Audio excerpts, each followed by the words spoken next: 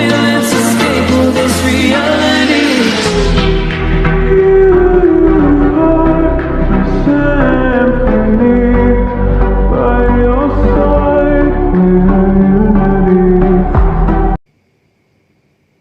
Assalamualaikum warahmatullahi wabarakatuh.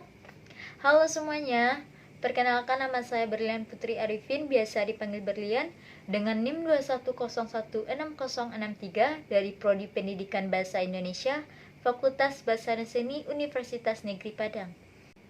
Di kelompok 7 ini terdiri dari 3 anggota, yaitu yang pertama saya sendiri sebagai moderator yang akan memimpin jalannya presentasi kali ini, dan rekan saya yang kedua yaitu ada Melda Yunita Putri.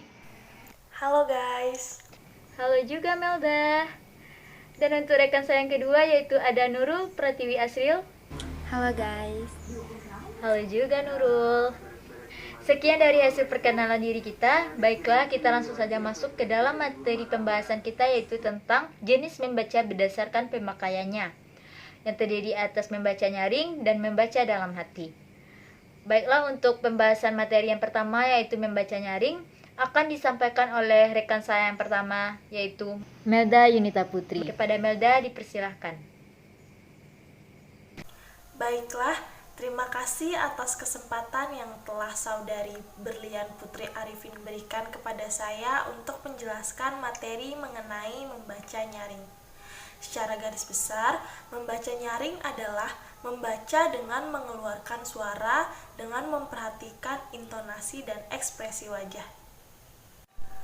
Pengertian membaca nyaring menurut ahli yaitu Zainuddin tahun 1992 halaman 124, membaca nyaring merupakan kegiatan membaca dengan menyuarakan tulisan yang dibacanya dengan ucapan dan intonasi yang tepat agar pendengar dan pembaca dapat menangkap informasi yang disampaikan oleh penulis, baik berupa pikiran, perasaan, ataupun pengalaman penulis. Lalu, menurut Brookton, tahun 1978 halaman 91 menyatakan bahwa membaca nyaring merupakan suatu keterampilan yang serba rumit, kompleks, banyak seluk-beluknya. Membaca nyaring itu pada hakikatnya merupakan suatu kegiatan yang rumit. Karena membaca nyaring itu harus memperhatikan intonasi, mimik wajah, tanda baca, dan lain sebagainya. Menurut Nur Hadi, membaca nyaring memiliki 5 tujuan. Yang pertama, membaca untuk tujuan studi atau telaah ilmiah. Yang kedua, membaca untuk menikmati karya sastra seperti novel, cerpen, puisi, dan drama. Yang ketiga, membaca untuk mencari keterangan tentang suatu istilah dalam kamus.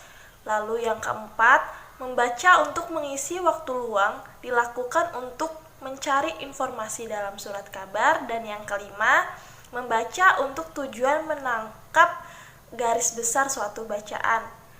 Membaca jenis ini dilakukan dengan teknik skimming. Kita masuk ke terampilan membaca nyaring.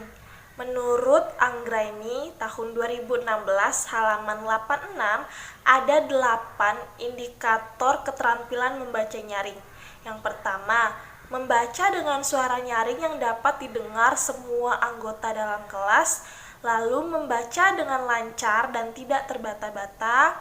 Yang ketiga, membaca dengan pelafalan yang jelas. Yang keempat, membaca dengan intonasi yang tepat.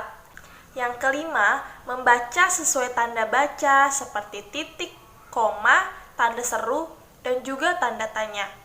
Yang keenam, membaca dengan sikap yang baik.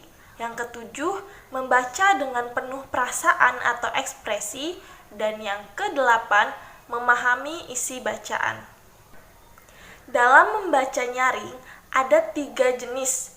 Yang pertama, reading aloud, yaitu kegiatan membaca dengan cara guru yang menjadi pembaca sedangkan siswa yang mendengarkan. Yang kedua, share reading. Kegiatan ini dilakukan dengan cara guru dan siswa bersama-sama memegang buku yang sama. Yang ketiga, ada guided reading. Kegiatan membaca ini menjadikan guru sebagai pembimbing, pengamat, dan fasilitator. Lalu kita masuk ke manfaat membaca nyaring. Membaca nyaring memiliki beberapa manfaat seperti mampu memberikan siswa informasi baru, membuat siswa untuk memperbanyak kosakata, dan melatih daya imajinasi siswa melalui simakan dari hasil membaca nyaring. Membaca nyaring juga memiliki kelebihan dan kekurangan. Kelebihannya sebagai berikut.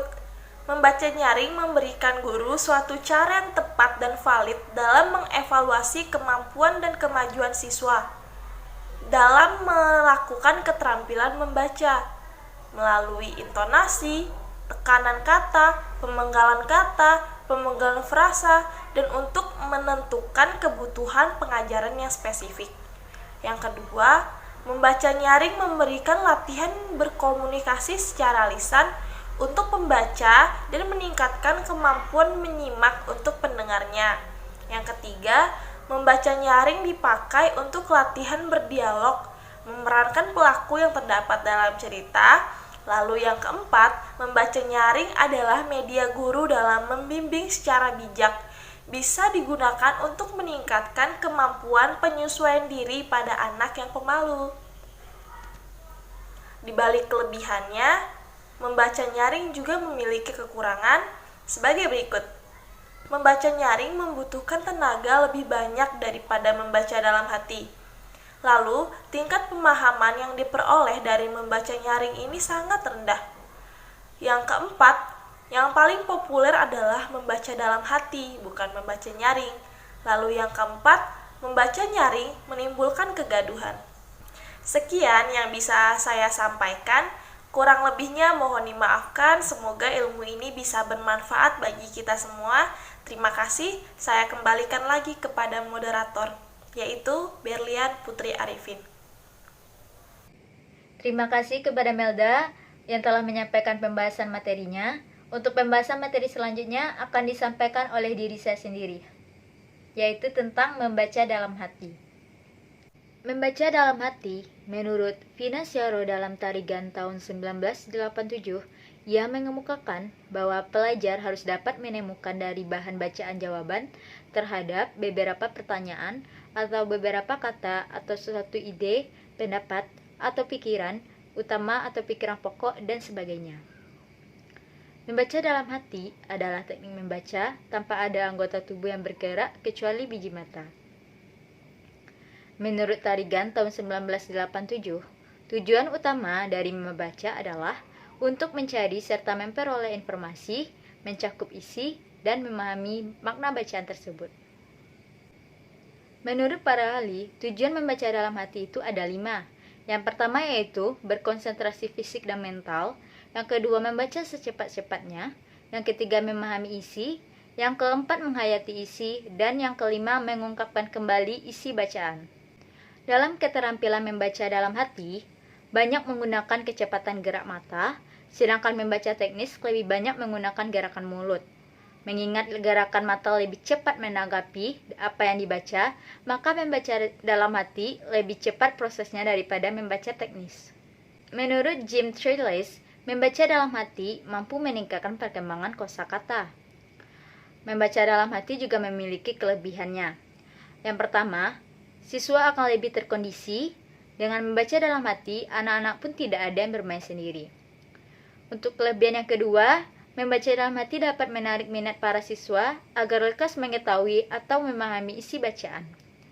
Dan kelebihan yang terakhir, tingkat pemahaman isi bacaan tersebut akan lebih baik. Membaca dalam hati juga memiliki kekurangannya, yaitu guru tidak tahu siswa benar-benar membaca atau tidak karena sama-sama diam. Sekian dari pembahasan materi yang saya sampaikan. Untuk pembahasan selanjutnya sekaligus menjadi pembahasan materi terakhir kita yang akan disampaikan oleh rekan saya yang kedua, yaitu Nurul Pratiwi Asril. Kepada Nurul dipersilakan. Terima kasih kepada moderator karena telah memberikan saya kesempatan untuk menjelaskan materi selanjutnya.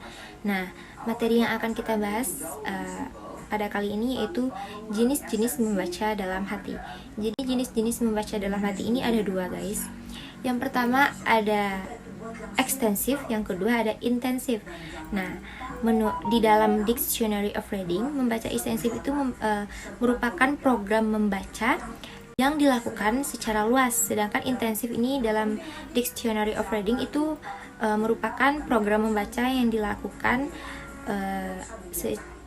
secara seksama.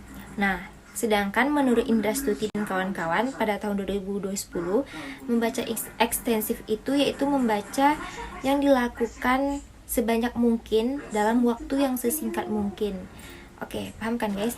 Nah, selanjutnya kita akan membahas mengenai 3 jenis membaca ekstensif menurut Brockton yang dikutip oleh H.G. Tarigan.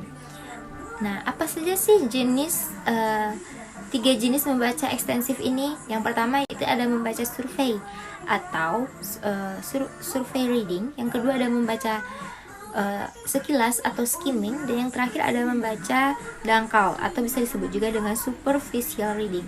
Apa sih membaca survei ini? Nah, membaca survei itu bertujuan untuk memahami isi ihwal umumnya serta ruang lingkup dari bahan bacaan yang kita baca itu, guys. Nah, yang kedua ada membaca sekilas atau skimming. Nah, yaitu membuat mata kita itu bergerak cepat melihat dan memahami isi bacaan yang kita baca itu dan mencari informasi yang kita butuhkan. Dan yang terakhir ada membaca dangkal atau bisa disebut juga dengan superficial reading. Nah, membaca dangkal itu merupakan kegiatan membaca yang dilakukan secara dangkal atau bisa disebut juga dengan secara pendeknya. Maksudnya itu tidak terlalu dalam. Nah, itu bisa juga seperti kita membaca novel, cerpen, dan lain sebagainya. Seperti itu, guys. Nah, selanjutnya kita akan membahas mengenai cara membaca ekstensif dengan menggunakan teknik poin. Yang pertama ada purpose, yaitu tentukan tujuan membaca dari informasi apa yang ingin didapatkan. Nah, yang kedua ada overview, membaca sekilas. Yang ketiga ada interpretation, menafsirkan. Yang keempat ada note, mencatat. Dan yang terakhir ada test, menguji. Jadi kemudian kalian mengujinya, guys. Secara garis besar, membaca intensif itu terbagi dari 2. Yang pertama ada membaca telaah isi serta membaca telaah bahasa. Membaca telaah isi itu ada 4. Yang pertama ada membaca ide, membaca kritis, membaca pemahaman, serta membaca teliti. Sedangkan membaca telaah bahasa itu terbagi 2. Yang pertama ada membaca sastra dan membaca bahasa asing. Apa sih membaca telaah isi, membaca pemahaman, membaca kritis, membaca ide, membaca bahasa asing, serta membaca sastra itu? Nah, baiklah kita akan membahasnya. Pertama itu ada membaca teliti. Membaca teliti itu kegiatan membaca secara saksama yang bertujuan untuk memahami secara detail gagasan-gagasan yang terdapat dalam teks bacaan tersebut. Yang kedua ada membaca pemahaman. Nah, menurut H.G. Tarigan, membaca pemahaman ini merupakan sejenis membaca yang bertujuan untuk memahami standar-standar atau norma-norma kesusastraan, resensi kritis, serta drama tulis, serta pola-pola fiksi. Yang ketiga ada membaca kritis. Menurut Albert yang dikutip oleh H.G. Tarigan, membaca kritis itu yaitu sejenis membaca yang dilakukan secara bijaksana, tenggang rasa, mendalam, evaluatif, serta analitis, dan bukan hanya mencari kesalahan saja. Yang keempat itu ada membaca ide. Nah, membaca ide menurut H.G. Tarigan yaitu sejenis kegiatan membaca yang bertujuan untuk mencari, memperoleh, serta memanfaatkan ide-ide yang terdapat dalam bacaan tersebut. Nah, yang kelima ada membaca bahasa asing. Membaca bahasa asing ini bertujuan untuk memperbesar daya kata, perluas atau mengembangkan kosakata, serta untuk mencapai kefasihan. Nah, yang keenam yaitu membaca sastra. Membaca sastra itu merupakan kegiatan membaca karya-karya sastra, baik dalam hubungannya dengan kepentingan apresiasi maupun hubungannya dengan kepentingan studi dan kepentingan pengkajian. Oke, sekian materi yang dapat saya sampaikan. Terlebih dan kurang saya mohon maaf, dan saya kembalikan kepada moderator. Terima kasih. Terima kasih kepada Nurul yang telah memberikan penjelasannya mengenai membaca ekstensif dan membaca intensif. Itulah presentasi kami dari kelompok 7. Dari presentasi tadi kita bisa menyimpulkan bahwa jenis membaca berdasarkan pemakaian terbagi atas dua, yaitu membaca nyaring dan membaca dalam hati. Membaca nyaring merupakan suatu keterampilan membaca yang serba rumit, kompleks, dan banyak seluk-beluknya. Tujuannya yaitu untuk memahami garis besar, menikmati dan mengisi waktu luang, dan mencari ketenangan. Di membaca nyaring juga terdapat 3 bagian, yaitu reading aloud, shared reading, and then guided reading. Sedangkan membaca dalam hati adalah cara atau teknik membaca tanpa suara. Tujuan utama dari membaca ini adalah untuk mencari serta memperoleh informasi, mencakup isi, dan memahami makna bacaan tersebut. Membaca dalam hati terdiri atas 2. Yang pertama yaitu membaca ekstensif. Di dalamnya terdapat membaca survei, membaca sekilas, dan membaca dangkal. Dan yang kedua itu membaca ekstensif. Yang terdapat di dalamnya yaitu membaca kritis, membaca teliti, membaca pemahaman, membaca ide, membaca bahasa asing, dan membaca sastra. Itulah pembahasan yang dapat saya simpulkan. Mohon maaf jika terdapat salah kata atau penyampaian dalam presentasi tadi. Saya sebagai moderator undur diri. Kurang dan lebihnya saya tutup sekian. Terima kasih. Assalamualaikum warahmatullahi wabarakatuh.